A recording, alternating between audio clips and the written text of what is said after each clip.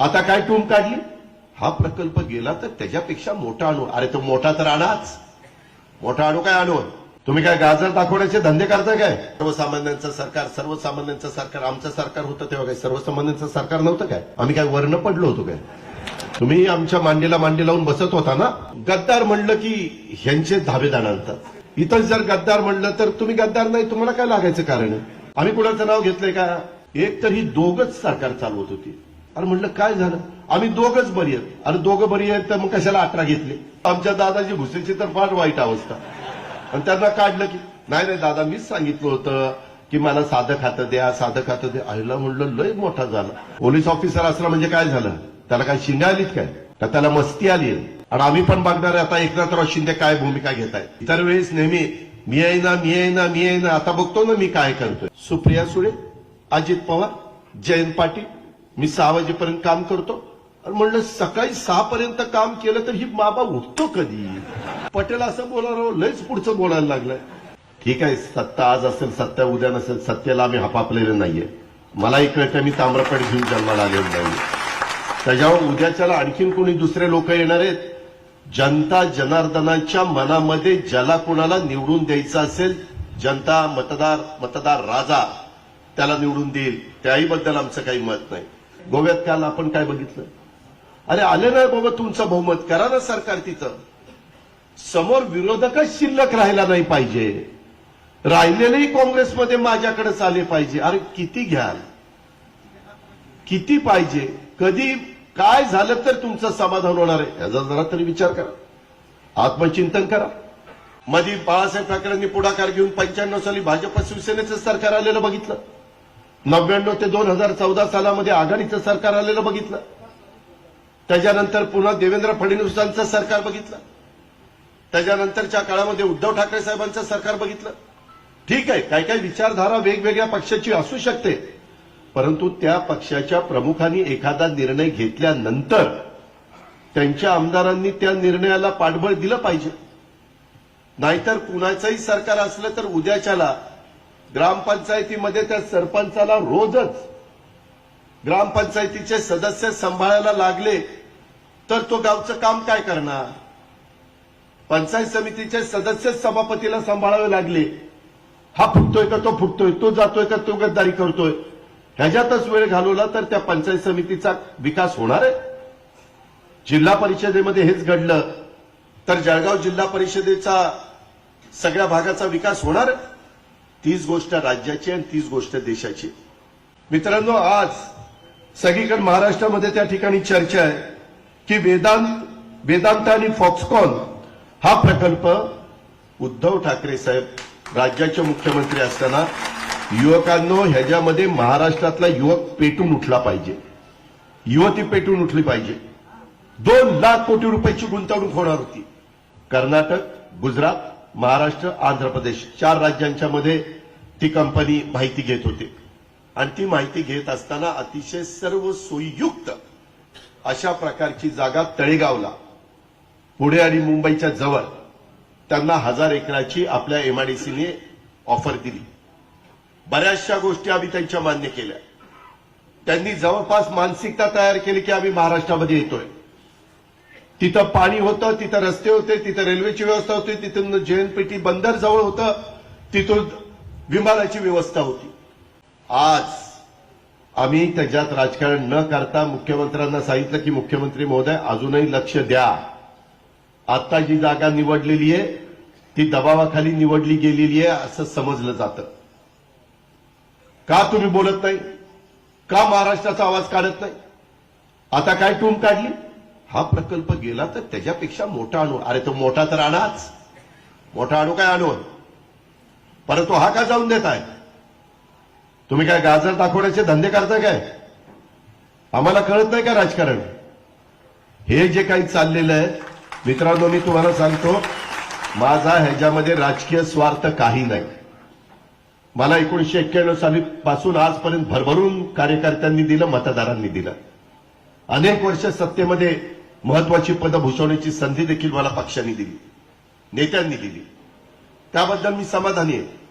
पण आज राज्याचं जे नुकसान होत आहे, राजकीय इच्छाशक्ती जिथं कमी पडतीये, त्याला जबाबदार कोण? उद्धव ठाकरेंच्या नेतृत्वाखाली 2 वर्ष करोनाच्या काळामध्ये संपूर्ण जगामध्ये आर्थिक परिस्थिती काय होती, त्याला सामोरं जात असताना आम्ही राज्याची आर्थिक घडी विस्कटून दिली नाही. कॅगनी देखील कौतुक केलं की त्या 2 वर्षामध्ये अतिशय चांगल्या पद्धतीचं आर्थिक नियोजन झालं. मी सांगत नाही, कॅग सांगताय. थोडंसं आमची वागणूक किंवा पद्धत कडक असेल, परंतु आम्ही आर्थिक शिस्त लावतो. आत्ताच मला एकांनी दिलं की बाबा दादा, Maitreya plotters and structures private लिमिटेडमध्ये ठेवी परत मिळण्याबाबत. आता बऱ्याचदा नको तिथं ठेवी ठेवायला जाता कशाला? आम्ही सांगितलं होतं काय राष्ट्रीयकृत बँका बंद होत्या, जिल्हा बँका बंद होत्या. अरे जिथं चांगल्या पद्धतीच्या बँका आहेत तिथं जावा. हे काय करतात, त्या बँकेमध्ये 10% व्याज असेल की हे दाखवतात 15%. माणसाला वाटतं जरा जास्त मिळतंय, मग सगळेच जाते आणि मग द्या आमचे पैसे. कुठं द्या?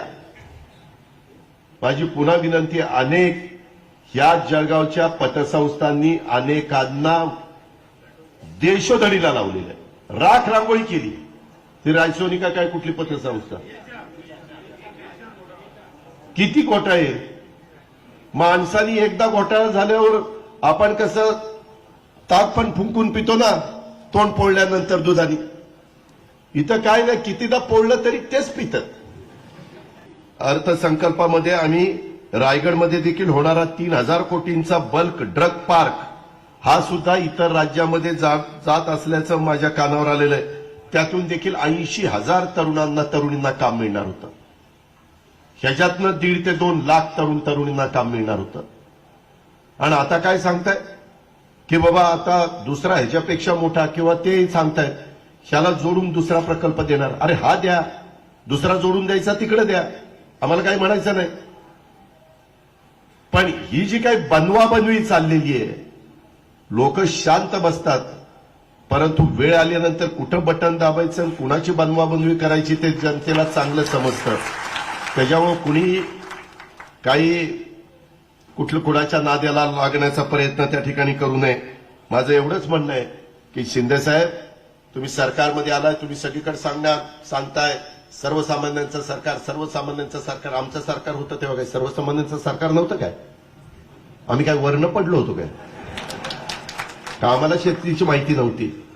तुम्ही आमच्या मांडीला मांडी लावून बसत होता ना. आता उगीच काहीतरी आपली झालेली चूक दुरुस्त करण्याच्या करता काय झालंय, गद्दार म्हणलं की ह्यांचे धाबेदार आणतात. इथं जर गद्दार म्हणलं तर तुम्ही गद्दार नाही, तुम्हाला काय लागायचं कारण आहे? जोनी कुणी गद्दारी केली असेल त्यालाच लागेल ना. आम्ही कुणाचं नाव घेतलंय का?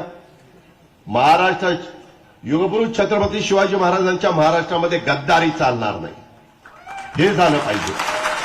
हा शाहू फुले आंबेडकरांचा महाराष्ट्र आहे आणि त्याच्या संदर्भामध्ये हे त्याच्यात काही ना काही सांगण्याचा त्या ठिकाणी प्रयत्न करतायत.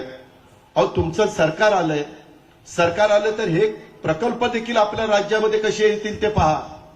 एवढी अतिवृष्टी झाली, एवढं पिकांचं नुकसान झालं, आमची जनावरं वाहून गेली. आता त्याच्यातनं दुष्काळात 13वा महिना, त्याच्यातनं ते लंपी आजार आलाय, त्याच्यातनं जनावरांना अशा फोडरी येत आहेत, गांध्या येत आहेत आणि त्याच्यातनं जनावर मरतंय. त्याच्याही करता सांगितलं की सगळीकडं आपल्या जळगावमध्ये पण काही भागामध्ये आलेलं आहे.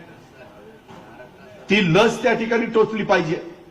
जसं कोरोनाच्या काळामध्ये 2 व्हॅक्सिन केल्यानंतर कोरोना बऱ्याच अंशी कमी झाला, तसं हे लसीकरण केल्याशिवाय ती लंपी आजार हा तिथंच बाजूला होत नाही. कारखाने 2च आहेत, एक महाराष्ट्रात आहे, एक हैदराबादला आहे. मग त्या लसी तयार करणाऱ्या कारखान्याला सांगा की सगळी लस आपल्याला द्यायची. ते म्हणले नाही, केंद्र सरकारने सांगितलं देशात सगळीकडे द्यायची. अरे द्या ना, कमी पडत असेल तर परदेशात आयात करा. परदेशात पण लसी आहेत, पण ते जनावर मेल्यानंतर शेतकऱ्यांनी कुणाकडे जावं? एक तर त्याला विमा नाहीये, कारण विम्यामध्ये लंपी आजार धरलेलाच नाहीये. दुसरं जनावर गेल्यानंतर त्या जनावराला मदत करण्याच्या करता एनडीआरएफ मध्ये एसडीआरएफ मध्ये कुठल्याही प्रकारचं धोरण नाही. राज्य सरकारने निर्णय घ्यावा. दुधाचा धंदा अडचणीत आल्यानंतर शेतकऱ्यांनी कुठे जावं याकरता आम्ही स्वतः मुख्यमंत्र्यांना जाऊन भेटलो आणि त्यांना सांगितलं की सीएम साहेब आम्हाला जे लक्षात आणून द्यायचं ते आम्ही त्यांना जाऊन आम्ही नुसतं इथं येऊन जाहीर सभेत सांगत नाही. लोकशाही मार्गाने तिथं जाऊन पत्र देऊन त्यांच्या हातामध्ये त्या ठिकाणी देतोय. त्यांच्या लक्षात आणून देतो कांदा निर्यात चालू करा. गेल्या वेळेस असं होतं, आता तुमच्या काळात असं आहे. 2.5 महिने झाले एक तर ही दोघच सरकार चालवत होती कितीतरी दिवस. अरे म्हटलं काय झालं, आम्ही दोघच बरी आहेत. अरे दोघं बरी आहेत तर मग कशाला 18 घेतले. आता 18 घेतले. काय त्यांना भीती वाटते की एकदा सगळे 43 भरले की दुसऱ्याला जी गाजर दाखवले ना, तुला घेतो तुला घेतो तुला घेतो तुला घेतो, ती उघडा पडल्यावर परत ह्याच्यापाशी राहील का परत जाईल उद्धव ठाकरेंपाशी याची खात्री नाही यांना. त्याच्यावर सारखा आजचा दिवस पुढे ढकलायचं काम चाललंय. मित्रांनो, जून 20 ला हे गेले, मला आठवत आहे. जुलै ऑगस्ट सप्टेंबर, आता उद्याच्या याला 3 महिने होती. 3 महिन्यात पालकमंत्री नेमले नाही. तुम्ही म्हणाल अजित पवार पालकमंत्री नेमला नाही म्हणून काय बिघडलं. अहो, पालकमंत्र्यांना डीपीसीच्या बद्दलचे निर्णय घ्यावे लागतात. 25 ते 30 कमिट्या जिल्ह्याच्या असतात, त्याचे अध्यक्ष पालकमंत्री असतात. आढावा कधी घेणार. उद्याच्याला जेव्हा कधी स्थानिक स्वराज्य संस्थांच्या निवडणुका लागतील तेव्हा आचारसंहिता येईल. आचारसंहिता आल्यानंतर पुन्हा ती कामं थांबतील. आता मी ज्यावेळेस कलेक्टरांना विचारतो, कलेक्टर म्हणतात की ते सरकारमध्ये आल्यावर आम्हाला आदेश आले की जोपर्यंत नवीन पालकमंत्री येत नाही तोपर्यंत पुढची कुठली कामं करायची नाही. आमच्याही काळातली व्हाईट बुक मधली आम्ही जे मंजूर केलेले आहेत त्याही कामाला स्थगिती दिली. अरे सरकार बदलत असतात, आमच्या काळातली स्थगिती कशाला देता. आमच्या काळातली पण कामं होऊ द्या, तुमच्या काळातली पण नवीन कामं करा ना. ती कामं काय अजित पवारच्या स्वतःच्या वैयक्तिक शेतावर केलेली नव्हती, राज्याच्या कुठल्या तरी भागातच केली होती ना. त्या भागामध्ये काही लोक राहत नाही, त्या भागामध्ये काही विकास करायचा नाही. तुम्ही काय फक्त तुमच्याबरोबर आलेले 40 आणि त्या अपेक्षा 50चेच मुख्यमंत्री आहात काय. तुम्ही महाराष्ट्राचे मुख्यमंत्री आहात, तुम्ही महाराष्ट्राचे उपमुख्यमंत्री आहात. तुम्ही राज्याचा विचार करा. महाराष्ट्राची संस्कृती चव्हाण साहेबांनी काय सांगितली आपल्याला. ठीक आहे, राजकारण असेल, अरे फक्त निवडणुकीपुरतं ठेवा ना. आल्यानंतर त्या मंत्र्याला भेटायला गेल्यानंतर तू कुणाचा, तू शिंदे गटाचा आहे का, तर दी कागद, तू दुसरा आहे, जा बाजूला, असं चालेल का. ही पद्धत महाराष्ट्राने कधी पाहिलेली नव्हती. आज पण पालकमंत्री नेमत नाही. कशात नडले कुणाला माहिती. मध्ये म्हणले नाही जरा ते गणेशोत्सव चालू आहे म्हणून, त्याच्या आधी म्हणले दहीहंडी आहे, आता म्हणतात पितृपक्ष 15वडा चालू आहे. त्याच्या आयला सारखंच आपल्याकडे काही ना काही चालूच असतं. आता हे झाल्यावर नवरात्र येईल, ते झाल्यावर दसरा येईल, दिवाळी येईल. मग किती दिवस आम्ही वाट बघायची. 18 आणि 2 20 जण आहेत. एकेकाने 18ला 2-2 जिल्ह्याचं पालकमंत्री द्या, करा कामं सुरू. मित्रांनो, आतापर्यंत 12 ते 15 मंत्र्यांनी चार्जच घेतला नाही मंत्रालय, कारण त्यांना दिलेलं खातंच त्यांना मान्य नाही. आता करायचं काय. ज्याच्याकडे कृषी खातं होतं त्याला दिले खनिज खातं. आता खनिजाचा आणि त्याचा काय संबंध. आणि त्याला दुसरं कुठलं दिलं, बंदरे, त्याच्याकडे एक पण बंदर नाही. काय आता आमच्या दादाजी भुसेची तर फार वाईट अवस्था. आणि त्यांना काढलं की नाही नाही दादा, मीच सांगितलं होतं की मला साधं खातं द्या, साधं खातं द्या. आईला म्हणलं लय मोठा झाला, असला माणूसच बघायला मिळायचा नाही. साधं खातं द्या, साधं खातं द्या. कर्णाचा दुसरा अवतारच म्हणलं ही. आता काय म्हणजे काही पटवतात, काही करतात, काही चाललेलं आहे. कुणाचं कुणाला पायपोस नाही, काही नाही. हे जे काही, आणि मध्ये एखादा आमदार उठतो आणि हवेतच गोळीबार करतोय त्यांच्या पक्षाचा. आणि मुंबईच्या राजधानीत ही काय पद्धत झाली. अरे कायदा पोलिसांनी गोळीबार करायचा असेल तर पोलिसांनी करावा. एक तर गोळीबार करण्याचं काही कारण नाही. आम्ही सरकारमध्ये असताना कधी अशा पद्धतीच्या गोष्टी केल्या नाही. कायदा सुव्यवस्था चांगली असली पाहिजे, त्याबद्दल दुमत नाही. पण तुम्ही गोळीबार काय करताय, कोण म्हणतंय आरेला कार्य करा, अमकं करा, फोडून काढा, मोडून काढा. पोटात लाथा घाला, काय मोगलाई लागली का काय? ही कुठली पद्धत झाली? हे महाराष्ट्राने पाहिलं नव्हतं. कसंही भाजपला पटतंय मला तर काही कळलेलं नाही. आणि एकनाथराव शिंदे पण का गप्प बसतायत हेही आम्हाला कळलेलं नाही. त्यांना आम्ही सभागृहामध्ये देखील ह्या सगळ्या गोष्टी त्या ठिकाणी सांगण्याचा प्रयत्न केला. ह्या सगळ्या गोष्टीचा विचार या महाराष्ट्रातल्या जनतेने केला पाहिजे. जळगावकरांनी तुम्ही सगळ्यांनी केला पाहिजे, पाचोराकरांनी केला पाहिजे, अशी माझी आग्रहाची विनंती. मित्रांनो, इतका महाराष्ट्राला मागे नेण्याचं काम त्या बाबतीमध्ये चाललेलं आहे. मधी सांगितलं कालच्या सोमवारपासून ज्यांचं नुकसान झालं त्या शेतकऱ्यांना चेक मिळणार. इथं हात वर करा कोणाला चेक मिळाला. एकालाही चेक मिळाला नाही. आज गुरुवार आहे ना? हा, सोमवार गेला, मंगळवार गेला, बुधवार गेला, आज गुरुवार आहे. कुठे गेले चेक? तेव्हा का पंचनामे एकदम ओके झालंय. काही त्यांना पडलेलं नाहीये. आम्ही त्यांना सांगतो की बाबा द्या, मदत करा, सगळं काही करा. शेतकरी मोडला तर राज्य मोडेल, तरी देखील यांना त्याचं काही घेणं देणं नाहीये. आणि यांनी म्हणायचं सर्वसामान्यांचं राज्य, सर्वांचं राज्य. कशाचं सर्वांचं राज्य? सर्वसामान्यांवर दुर्लक्ष चाललं. कशाचं रे सर्वसामान्यांचं राज्य चाललंय? या संदर्भामध्ये देखील निश्चितपणे विचार करण्याची गरज आहे. आणि कायदा सुव्यवस्थेत तर काय सतत काही ना काही घटना कुठं ना कुठं त्या ठिकाणी घडतायत. कुणाचं कुणाला कुठं खासदारच पोलीस खात्याला काही म्हणतायत, तेही सगळं पुढे आलेलं आहे. कुणी कुणाला आवरायलाच तयार नाही हो. जसं आम्ही सरकारमध्ये असताना उद्या काँग्रेसचं कुणी चुकलं तर तिथं सोनिया गांधींचा निरोप आला की सगळे व्यवस्थित व्हायचं. राष्ट्रवादीचं आमचं, आम्ही असं म्हणत नाही की आम्ही बिनचुकच आहे, आमच्याकडनं चुकच होत नाही. जो काम करतो तोच कुठेतरी चुकतो. पण राष्ट्रवादीचं पण कुणी चुकलं तर साहेबांच्याकडनं निरोप आला की लगेच ती चूक दुरुस्त व्हायची. शिवसेनेमध्ये कुणी चुकलं तर उद्धव ठाकरे साहेबांनी सांगितलं तर चूक दुरुस्त व्हायची. आता या दोघांच्या काळात कुणी कुणाला सांगायचं, कुणी कुणाचं ऐकायलाच तयार नाही. तर ती 40 म्हणतात आम्ही सगळे मुख्यमंत्री. अरे सगळे मुख्यमंत्री म्हणजे मग अधिकाऱ्यांनी ऐकायचं कुणाचं? 40 लोकांचं ऐकायचं का एकाचं ऐकायचं? अधिकाऱ्यांना तर दमक देतात, हे बदली करू. अरे काय तुझ्या घरचा घरघडी वाजला का काय? बदली करू? काही नियम बियम आहे का नाही? का उचलली जीभ लावली टाळ्याला? मित्रांनो, तुम्हाला आता हे इतकं लक्षात येत नाही, परंतु ह्याच्यातनं राज्याला जबरदस्त किंमत त्या ठिकाणी मोजावी लागणार आहे. ह्या गोष्टीचा विचार आपण सगळ्यांनी निश्चितपणे त्या ठिकाणी केला पाहिजे. आणि आता तर आपल्या जळगाव जिल्ह्यामध्ये कोण बकाली नावाचा माणूस आहे, त्याला लाज लज्जा शरम आहे का नाही? कुठल्या समाजाच्या बद्दल? आमच्या महाराष्ट्रातल्या एकाही समाजाच्या बद्दल कुणाला बोलण्याचं काही कारण नाही. आम्ही काही असे तशी माणसं नाही, ते लक्षात ठेवा. त्या बकालेच्या बाबतीमध्ये ज्या पद्धतीनं त्यांनी मराठा समाजाच्या बद्दल आक्षेपार्ह बोललेलं आहे, त्याला ताबडतोब बडतर्फ केलं पाहिजे. 10 पिढ्या त्याला आठवण झाली पाहिजे की असं कधी करता कामा नये. पोलीस ऑफिसर असला म्हणजे काय झालं? त्याला काय शिंगा आलीत काय? का त्याला मस्ती आली आहे?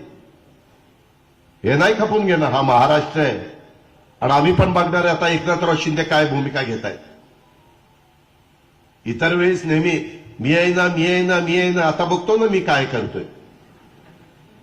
ह्याच्यामध्ये तो बडतर्फ तर झालाच पाहिजे आणि सगळ्यांना आदेश निघाले पाहिजे की अशा पद्धतीनं कुणी जर वागलं तर त्याला परत कुठल्याही प्रकारची नोकरी त्या ठिकाणी मिळणार नाही. अरे तुम्हाला पगार मिळतोय, 7वं वेतन आयोग मिळतंय, तुम्हाला बाकीचा सगळा मान सन्मान आहे. तुमच्या तोंडामध्ये अशा प्रकारचं आक्षेपार्ह विधान येतच कसं? कुणाची तुम्हाला फूस आहे?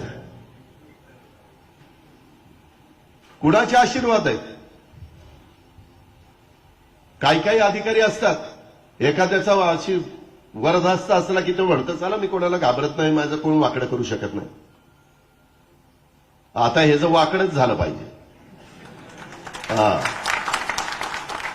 हे नुसतं आंदोलन फिंदोलन करून काही चालणार नाही. आंदोलन शिवाजी महाराजांच्या महाराष्ट्रामध्ये आंदोलन करण्याची गरजच नाही. मराठा समाजाच्या बद्दल अशा प्रकारचं विधान करण्याचं कारण काय? ह्याच्याही बद्दलचे त्याला तर बडतर्फ कराच करा, परंतु ह्याच्या मागे आणखीन कोणाची फूस होती का हेही महाराष्ट्राला कळलं पाहिजे. अशा कितीतरी घटना होत आहेत, त्यावर बोलायला तयार नाही. तुम्ही बघा, विषय तिसरीकडेच घेऊन जाता. आता परवा पैठणचं भाषण मी पण ऐकत होतो. आता काय सांगतील मुख्यमंत्री? सुप्रिया सुळे, अजित पवार, जयंत पाटील, मी 6 वाजेपर्यंत काम करतो. आणि म्हणलं सकाळी 6 पर्यंत काम केलं तर ही बाबा उठतो कधी?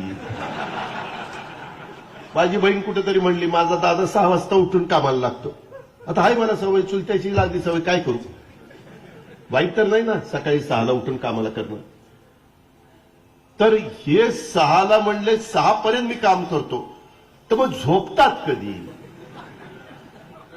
हा तेही कळलं पाहिजे ना. 24 तास तर माणूस 1-2 दिवस काम करू शकेल, किंवा सुरतला गेल्यावर 2-3 दिवस आता पद मिळणार म्हणून जागू शकेल. पण नंतर कधीतरी ती मेंदू म्हणायला अरे झोप झोप झोप. 6 तास तर झोप पाहिजेच ना राव, किती काही केलं तरी.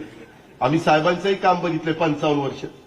सकाळी ते 2ला जरी झोपले तरी सकाळी 7ला तयार असायचे, पण 2 ते 7 5-6 तास झोप घ्यायचेच ना. पटेल असं बोला राव, लयच पुढचं बोलायला लागलंय.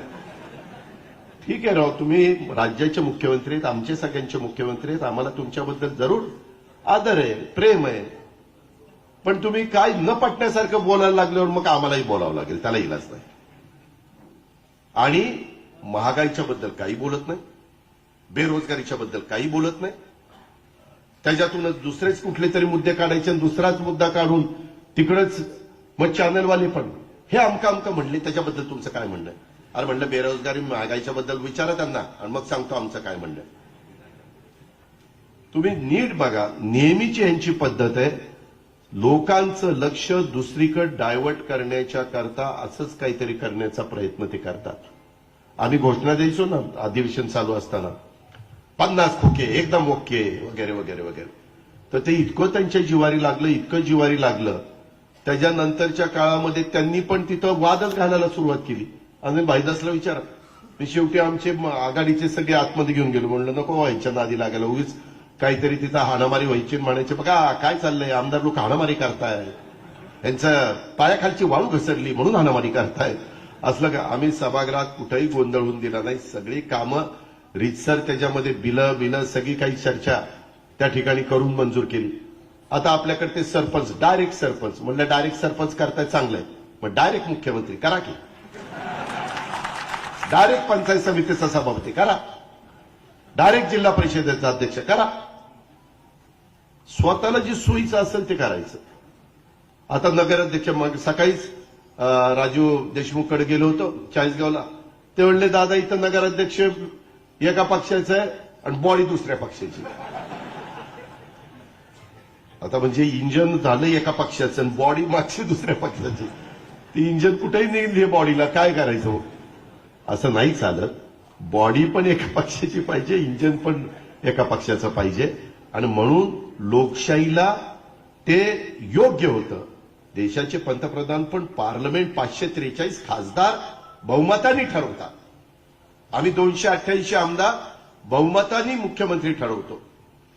आणि मित्रांनो, खरोखरीच अतिशय चांगल्या प्रकारचं काम कोरोनाच्या काळामध्ये उद्धव ठाकरे साहेब करत होते. सगळ्यांनी कौतुक केलं. परंतु हे काही लोकांना बघवत नव्हतं. कुठं ना कुठं यांना ते अडचणीचं येत होतं. आणि म्हणून हे सगळं राजकारण आपल्या महाराष्ट्रामध्ये नासवण्याचा धंदा झालेला आहे. काही कारण नाही. मगाशी जे काही दिलीपरावांनी, खडसे साहेबांनी, अरुणबाईंनी किंवा डॉक्टर आमच्या सतीश पाटलांनी सांगितलं, खरोखरीच मला तर काय जळगावचं मीठ काय आळणी आहे का काय कळणच. इथलीच लोक जळगाव लागून असणारं औरंगाबाद जास्तीत जास्त इथलीच गेली तिकडे. आता त्यांना तुम्ही सरसेनापती बाळासाहेब ठाकरेंच्याकडे बघून इथल्या आमदाराला निवडून दिलं होतं. आमदाराकडे बघून निवडून दिलं नव्हतं. मी यांना सांगितलं सभागृहात, म्हणलं आतापर्यंत खूप दिग्गज नेते बाहेर पडले, परंतु बाहेर पडल्यानंतर पुन्हा ते निवडून पण आले नाही. 92 साली अशीच एक फूट झाली होती. त्यावेळेस भुजबळ साहेबांना 18-19 आमदार फुटलेले तुम्हाला आठवत असेल. आपण नागपूरला होतो, एक आमदार निवडून आला नाही परत। साहेबांनी नंतर भुजबळ साहेबांना विधान परिषदेवर आणलं, मग येवल्यामध्ये नेलं, तिथनं निवडून आणलं। कारण लोक म्हणले आम्ही शिवसेनेकडे बघून तुम्हाला मतदान केलं होतं। राणेसाहेबांच्या बरोबर एक गट फुटला, राणेसाहेब पण पराभूत झाले। राणेसाहेब नंतर त्यांचे चिरंजीव खासदारकीला पराभूत झाले। माझ्या माहितीप्रमाणे राणेसाहेब नंतर बाय इलेक्शन होतं बघा मुंबईत कुठेतरी एका ठिकाणी, तिथंही पराभूत झाले। लोकांना आवडत नाही। आता मी बघणार आहे पुढच्या निवडणुकीत पाचोऱ्याला काय आवडतं, असा तसा गप्प बसणार नाही। त्या संदर्भामध्ये व्यवस्थित एकंदरीत सरकार चाललेलं असताना त्याला मुद्दामून आडकाठी निर्माण करण्याचं काम ह्या सगळ्या लोकांनी केलेलं आहे। त्यांना त्यांची जागा दाखवलीच गेली पाहिजे, तो अधिकार तुमचा आहे आणि त्या प्रकारे काम करा। आम्ही त्याच्या संदर्भामध्ये निश्चितपणे राज्याचं हित डोळ्यासमोर ठेवूनच पुढे काम करत राहणार आहे। त्याच्यामध्ये दुसरा वैयक्तिक कुठलाही स्वार्थ आमच्या मनामध्ये नाही। ही पण गोष्ट माझ्या बंधू भगिनींनी ह्या सभेच्या निमित्तानं त्या ठिकाणी लक्षामध्ये घेतली पाहिजे, अशी माझी आपल्याला सगळ्यांना आग्रहाची विनंती। इतर पण बरेचसे प्रश्न आहेत ओबीसीच्या संदर्भात। आम्ही जे काही त्यांना एससी एसटीला जसं आरक्षण आहे तसं ओबीसीला आरक्षण मिळालं पाहिजे म्हणून आम्ही शेवटपर्यंत प्रयत्न केला। त्याच्या संदर्भातला जो काही डाटा गोळा करायचा होता, इम्पिरिकल डाटा, तो गोळा केला आणि त्यालाही आता काही प्रमाणात सरकारने म्हणजे न्याय व्यवस्थेने मान्यता त्या ठिकाणी दिलेली आहे। आता या निवडणुका पण आता 4चा प्रभाग का 3चा प्रभाग असंही काही चाललेलं आहे। काही ना काही निमित्त करून त्या मार्केट कमिटीच्या निवडणुका शेवटी कोर्टामध्ये काही जाऊन लावल्या। आता जाईल नाही तेव्हा कोर्टामध्ये जावं लागतं आणि न्याय मागावा लागतो। आता या स्थगिती दिली त्याच्याही करता औरंगाबाद बेंच पुढे, मुंबई हायकोर्टापुढे वेगवेगळ्या प्रकारच्या तिथं तक्रारी गेलेल्या आहेत, तिथं न्याय व्यवस्था त्याच्याबद्दलचा निर्णय घेईल। पण हे महाराष्ट्रामध्ये बाबांनो कधी घडत नव्हतं, ते त्या ठिकाणी घडतंय। असं जर झालं तर महाराष्ट्र मागं जाईल आणि म्हणून माझी तुम्हाला सगळ्यांना आग्रहाची, नम्रतेची, कळकळीची विनंती की ज्या प्रकारे आपल्यावर अन्याय करण्याचं काम चाललेलं आहे आणि ओला दुष्काळ तर आम्ही मागून दमलो, त्यांनी सरळ सांगितलं आम्ही ओला दुष्काळ जाहीर करणार नाही। आता त्यांच्याच हातात आहे, आम्ही त्यांना सांगतोय, परंतु ते काहीतरी उत्तरं देतात आणि त्याच्यातनं वेळ मारून देतात। मागण्या करायचं काम आपण त्या बाबतीमध्ये करतोय, पण ते त्याला प्रतिसाद देत नाही, ही पण गोष्ट तेवढीच खरी आहे। आपल्याला आता महागाई आणि बेरोजगारीच्या विरोधात संघर्ष करावा लागेल। देशाच्या एकतेला आणि अखंडतेला ह्यांच्या काळामध्ये धोका निर्माण झालेला आहे। सरकारचे निर्णय हे ज्या प्रकारे चाललेले आहेत ते निर्णय राज्याला पुढे नेणारे निर्णय नाहीयेत। ह्याही गोष्टीचा विचार आपण सर्व सहकारी मित्रांनी ह्या निमित्तानं केला पाहिजे, अशा प्रकारची माझी आपल्याला सगळ्यांना आग्रहाची विनंती आहे आणि तशा पद्धतीने आपण सगळेजण मिळून त्या बाबतीमध्ये काम करूया। गाफील राहून चालणार नाही। आता सगळ्यांना उद्याच्या काळामध्ये माझं वैयक्तिक मत आहे की ह्यांचा पराभव करण्याच्या करता उद्धव ठाकरे साहेबांची मूळ शिवसेना, राष्ट्रवादी काँग्रेस आणि काँग्रेस तिघांनी एकत्र मिळून त्यांना विरोध त्या ठिकाणी करायचा। बघू शिंदे गटाचं आणि भाजपचं कशा पद्धतीनं त्या ठिकाणी लोक निवडून येतात। आपल्या तिघांची ताकद एक केला तर निश्चितपणे महाराष्ट्रामध्ये पुन्हा महाविकास आघाडीचं सरकार यायला कुठलीही अडचण येणार नाही। तशा पद्धतीचा निश्चय आपण करूया आणि कामाला लागूया, हीच आग्रहाची, नम्रतेची, कळकळीची विनंती करतो। आपल्या सगळ्यांची रजा घेतो। जय हिंद, जय महाराष्ट्र।